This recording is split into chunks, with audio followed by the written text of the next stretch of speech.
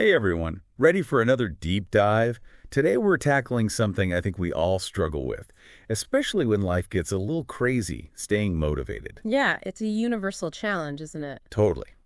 And to help us unpack this, we're going to be diving into excerpts from Staying Motivated During Tough Times. Sounds like a good read. It is. It's packed with insights. You know that feeling of being stuck, like you're trying to climb out of quicksand?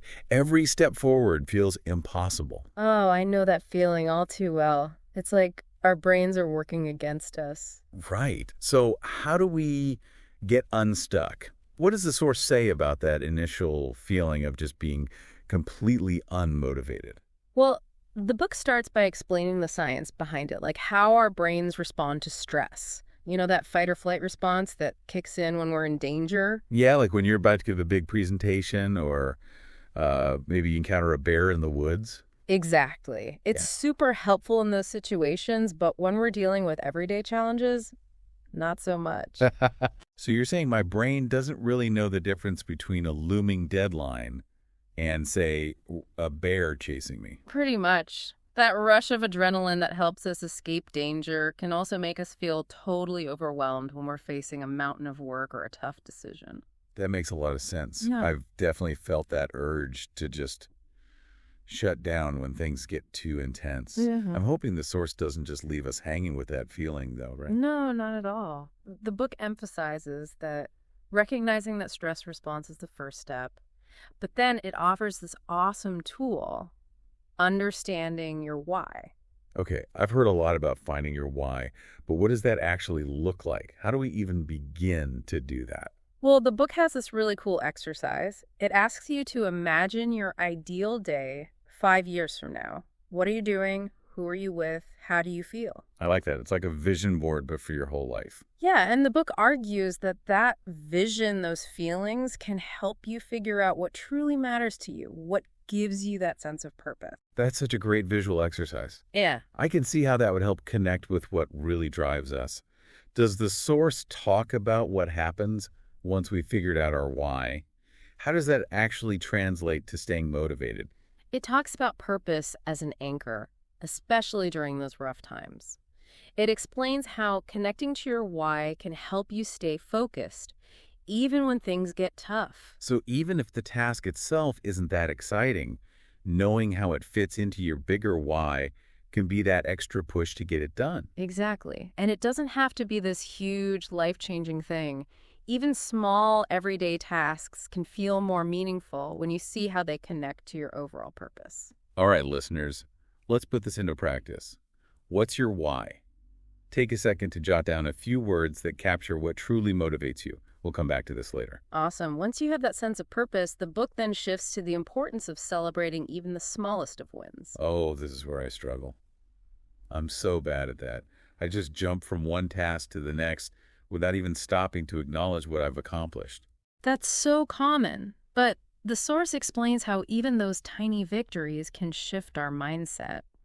There's this theory, the broaden and build theory, which explains how positive emotions, even small ones, can actually expand our thinking. So even something as simple as making my bed in the morning can have a ripple effect on my entire day. That's exactly what the book uses as an example. It explains how these small wins create momentum, making it easier to tackle bigger challenges. Okay, I'm starting to see how all of these pieces fit together. We start by understanding why we feel stuck, What? then we find our why to give us direction, and then we use small wins to build momentum. What comes next? Next, the source tackles something I think we all struggle with, that inner critic, that voice in our heads that tells us we're not enough. Ugh, that voice is so loud sometimes.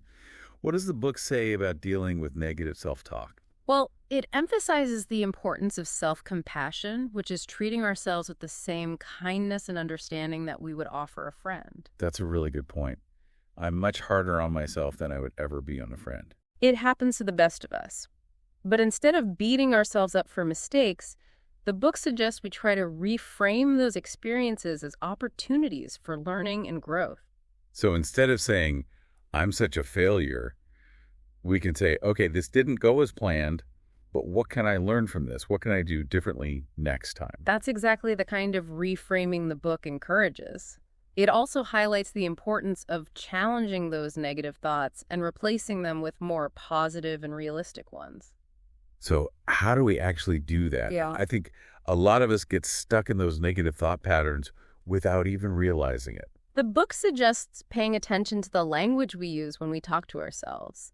Instead of saying, I can't do this, we could try saying, this is challenging, but I'm going to give it my best shot. It's about shifting from a mindset of self-criticism to one of self-encouragement. It's like we're becoming our own cheerleaders instead of our own worst critics. I love that. Right. And the book explains how this shift in self-talk can actually make us more resilient in the face of challenges. So we're building our resilience muscles by being kind to ourselves and using more empowering language. What else does the source recommend for staying motivated? Something that can be really hard, especially when we're struggling, but is so important. Reaching out for support. It can be so tough to ask for help. But you're right, we don't have to go through challenges alone, do we? Absolutely not. The book emphasizes that asking for help is a sign of strength, not weakness. It suggests building a support system of people who can offer encouragement and perspective. So this could be friends, family members, mentors, therapists, anyone who can lend an ear or offer a helping hand. Exactly. And it's not just about reaching out when we're in crisis mode. The book talks about the importance of surrounding ourselves with people who inspire us, who lift us up. Okay, taking notes. Surround yourself with positive people. Check. What other gems of wisdom does the source offer for staying motivated? Well, the book talks about self-care as more than just bubble baths and face masks. It's really about taking care of our mental, emotional, and physical well-being. Okay, so we're talking about something deeper than just pampering ourselves. Right. It starts with the basics, making sure we're getting enough sleep, eating nourishing foods, and moving our bodies regularly. Those are so essential, but they're often the first things to go when I'm stressed. It's like I forget to take care of myself. It's easy to fall into that trap. But the book reminds us that those are the times when self-care is most important.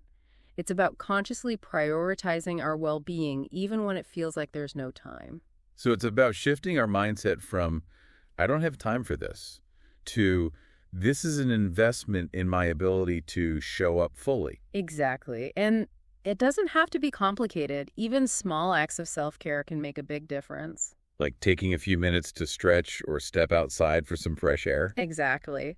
The book also talks about mindfulness practices like meditation or deep breathing. Those can be super helpful for calming the mind and reducing stress. I've been trying out meditation lately, and it's amazing how much more grounded I feel afterward. That's great. Those practices help us become more aware of our thoughts and feelings so we can respond to challenges with more intention. Okay, so we've got sleep, nutrition, exercise, and mindfulness. Anything else we should consider when it comes to self-care? The book also makes this crucial point. Mental health is just as important as physical health, and it's okay to not be okay all the time. That's a great reminder. We often feel like we need to be positive and productive all the time. The book encourages us to be kind to ourselves, to acknowledge our struggles, and to reach out for professional support when we need it. It's so true. There's no shame in asking for help.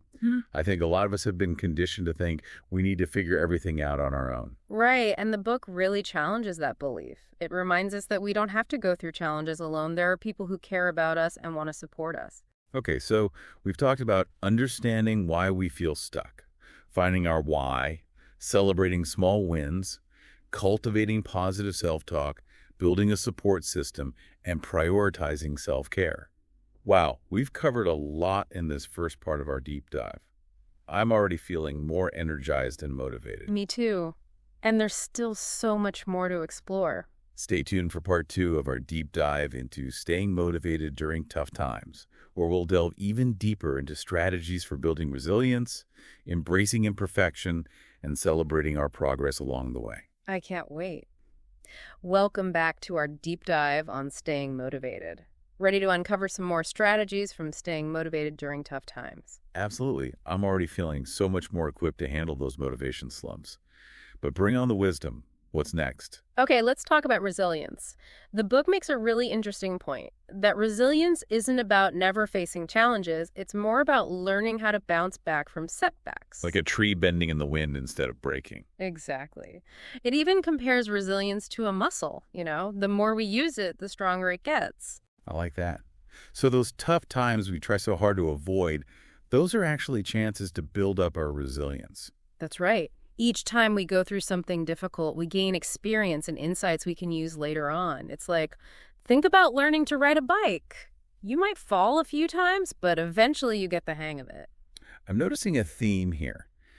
A lot of these strategies are about shifting our perspective, looking at challenges as opportunities to grow. You're totally picking up on that. And the book even talks about different types of resilience. There's physical resilience, emotional resilience, mental resilience, even social resilience. Wow, I never thought about it like that. So it's not just about being tough, it's about being adaptable in all these different areas of our lives. You got it. And the book actually gives specific techniques for how to develop each type. Okay, now I'm really curious. What's an example of that? How can we actually practically build this resilience muscle? Sure. For emotional resilience, for example, the book suggests practicing mindfulness, things like meditation, just becoming more aware of your emotions. Okay, yeah, I've heard of that. And for social resilience, it talks about strengthening your support network, those people you can lean on. This is great. It's not just like be more resilient, it's actual things we can do. Yeah. Okay, so resilience. What else can help us stay grounded and motivated when things get tough? Well, remember how we were talking about self-care as more than just, bubble baths? The book digs deeper into that. It explains how different self-care practices can really support us mentally, emotionally, and physically. Yeah, okay, I'm all ears. What kind of practices does it recommend? Because I know for me, self-care is often the first thing to go when I'm stressed. I hear that. But the book really drives home this point. Self-care isn't selfish. It's recognizing that we can't give our best if we're running on empty. And it starts with the basics. Enough sleep, nutritious food, moving our bodies. Ugh, those are so important, but so easy to let slip. It's like I go into survival mode and forget to take care of myself. I get it, it's a common trap. But the book's message is that self-care is even more crucial during those times. So instead of thinking, I don't have time for this, it's more like, this is actually going to help me show up better. Exactly. And it doesn't need to be anything fancy. Even little things can make a difference. Like what? Give us some ideas. Well, just taking a few minutes to stretch or getting some fresh air can really help. The book also talks about mindfulness practices like meditation or just taking a few deep breaths. Oh yeah, deep breaths. I forget about those sometimes. I hold my breath without realizing it. We all do it. Yeah. But yeah, those practices can really help you calm your mind, reduce stress. Meditation has been a game changer for me. I'm way more grounded when I make time for it. That's awesome. It's all about becoming more in tune with yourself so you can handle things with more, intention. So sleep, food, exercise, mindfulness. What else? Oh, and this is important. The source talks about how mental health is just as important as physical health. Mm-hmm. And it's totally okay to not feel okay all the time. That's a good one to remember. We put so much pressure on ourselves to be positive all the time. So true. The book reminds us to be kind to ourselves, to recognize that we all have struggles, and that it's okay to ask for help. Yes, professional help too if we need it. Absolutely. And I think this ties back to what we were talking about earlier, reaching out for support. We don't have to go through things alone. So true. It can be scary to admit we need help, but it's a sign of strength, not weakness. I love that. Okay, so we've talked about resilience, self-care, seeking support. I feel like we're really laying the groundwork here. What's next? What other keys to staying motivated does the source offer? Okay, so this one might seem counterintuitive. The book talks about the importance of embracing imperfection. Oh, that's a tough one for me. I'm such a perfectionist. I hear you. But the source explains how perfectionism can actually hold us back. Because we're afraid to start if it's not going to be perfect. Exactly. It's like setting ourselves up for failure before we even begin. Instead, the book encourages us to reframe our thinking, to see mistakes as learning opportunities. So being kind to ourselves in the process, accepting that we're not perfect, and that's okay. Yes. And the book also talks about celebrating our progress, even if it's not, perfect. I need to get better at that. Yeah. I tend to just move on to the next thing without stopping to acknowledge what I've already done. I think we all do that sometimes, but the book really emphasizes how important it is to celebrate our wins. It keeps us motivated and reinforces the idea that we're moving forward. It's like a positive feedback loop. The more we celebrate, the more motivated we feel. Exactly. And these celebrations don't need to be big things. It could just be taking a moment to appreciate what you've accomplished, sharing it with a friend, or just doing something nice for yourself. That's so important, remembering to actually enjoy the journey. Exactly. Okay, so where are we? We talked about resilience, self-care, asking for help, accepting imperfection, celebrating our progress. Anything else come to mind? I'm trying to think. I feel like we've covered so much. Oh, you know what? I'm still getting tripped up on that whole setting realistic expectations thing. Ah, yes. The book dives into that too. It says it's awesome to have big dreams, but it's crucial to break those dreams down into smaller, more manageable steps. It's like you wouldn't try to climb Mount Everest in one go, right? Perfect analogy. It's about finding a balance between pushing yourself and setting yourself up for success. And a big part of that is patience. Patience, yeah. That's my weak spot. I want results now. We all do, right? Ah. But the book reminds us that real progress takes time. It encourages us to just keep showing up even if we don't see immediate results. I love that reframe. It's not about overnight success, it's about the consistency. Exactly. It's about trusting the process and knowing that consistent effort over time is what leads to real change. It's like that saying, the greatest oak was once a little nut who held its ground. That's beautiful. It really speaks to that idea, right? Totally. Small steps, consistency. That's powerful. Okay, so we're setting realistic goals, practicing patience, showing up consistently, celebrating our wins. Is there anything else? One last thing, and it kind of ties everything together. The book reminds us that motivation is a journey, not a destination. That's interesting. What does that mean exactly? Well, it means that motivation isn't something you either have or you don't. It's an ongoing thing. Some days you'll feel super energized, other days not so much. Oh, that's a relief to hear. I always feel like I should be motivated all the time. When I'm not, it's like I'm failing. No, not at all. It's totally normal for motivation to ebb and flow. What's important is having strategies to deal with those dips, to know that it's temporary, and trust that it will come back. That's where all these amazing tools come in, right? We've got this whole toolkit now to help us when motivation takes a little vacation. Exactly. And remember, you don't need to use all of these tools all the time. It's about finding what works for you, what helps you feel your best. Welcome back to our deep dive on staying motivated. I'm so pumped for this final part. We've learned so much already. I know, right? It's been a great journey through staying motivated during tough times. So are we ready to uncover those last golden nuggets of wisdom? What else does the source have in store for us? Well, we talked about consistency over perfection in the last part, but the source actually gives some concrete tips on how to make that happen. And a big one is setting realistic expectations. Oh, man. That's where I always trip up. I tend to set these huge goals, and then I'm crushed when I don't see results right away. That's so relatable. The book actually addresses that. It says, it's great to have those big, audacious goals, but it's super important to break them down into smaller steps. So instead of trying to scale Mount Everest all at once, we're like getting used to base camp first. Love the analogy. It's all about finding that sweet spot between challenging yourself and setting yourself up for wins. And that ties into patience, too. Patience. Not my strong suit. I'm definitely more of a I want it now kind of person. The book gets that, but it really emphasizes that true progress takes time. It's about showing up consistently, even when you don't see those immediate results. I like that shift in thinking.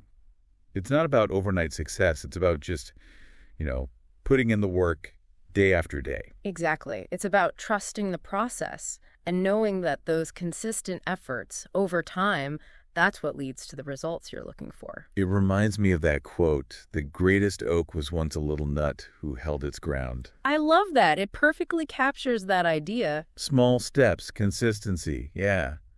So powerful. Okay, we're setting realistic goals. We're being patient. We're showing up consistently. What else? Anything else we need to remember? Ooh, this is a big one, and we touched on it before, but it's worth repeating. Celebrate your progress, no matter how small. This is something I really struggle with. I tend to just check things off the list and move on to the next thing. Like, no time to celebrate, got to keep going. I get it. I do the same thing sometimes, but the book makes such a good point that celebrating those wins, even the tiny ones, is so important for staying motivated. It's like it gives you that extra boost to keep going, right? Totally. It reinforces that feeling that you're on the right track and fuels that desire to keep pushing forward. So it's like a positive feedback loop. The more you celebrate, the more motivated you become. You got it. And the book also says that these celebrations, they don't have to be these big, elaborate things. It could just be taking a moment to really appreciate what you accomplished, or sharing it with someone you care about, or just doing something nice for yourself. I like that. So celebrating doesn't have to be this big production. It's more about just acknowledging your efforts, being grateful. Exactly. It's about finding those moments of joy and gratitude throughout the journey. Okay, so we've covered setting realistic expectations, being patient, showing up consistently, celebrating those wins. Is there anything else we should be taking away from this deep dive? You know, the book leaves us with this really powerful message. It says that motivation is a journey, not a destination. Whoa, that's deep. What does that even mean? Well, it means that motivation isn't this thing you just have or you don't. It's fluid. Some days you'll feel super inspired, other days not so much. It's a journey with ups and downs. Oh my gosh, that is such a relief to hear.